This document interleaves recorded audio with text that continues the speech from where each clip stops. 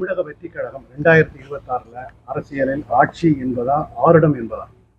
இல்ல ஆட்சி தமிழக வெற்றி கழகத்துக்கு ஒரு நல்ல ஒரு இளைஞர் மத்தியிலும் குறிப்பிட்ட சமுதாயத்தினர் மத்தியிலும் ஒரு நல்ல ஒரு ஆதரவு இருக்கிறத நம்ம வந்து கண்கூடா களத்துல பாக்குறோம். நான் ஒரு இது வச்சிருக்கேன், நான் ஒரு ஆய்வு நிறுவனம் வச்சிருக்கிறேன்.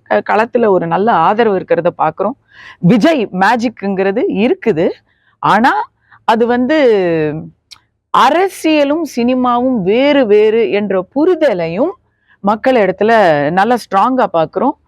ஆட்சி மாற்றம் வேண்டும் என்றால் கூட்டணியில் இருக்கக்கூடிய எதிர்கட்சிக்கு மட்டும்தான் போடணும் அப்படின்னு ஆட்சி மாற்றத்தை விரும்புபவர்கள் சொல்றதையும் பாக்குறோம். நான் விஜய் ரசிகன் தாங்க, ஆனா எனக்கு வந்து ஆட்சி மாற்றம் வேணும், அதனால நான் வந்து ஓட்டு சிதறாம இங்கதான் போடுவேன் அப்படின்னு பேசுறவங்களையும் நாங்க பாக்குறோம்.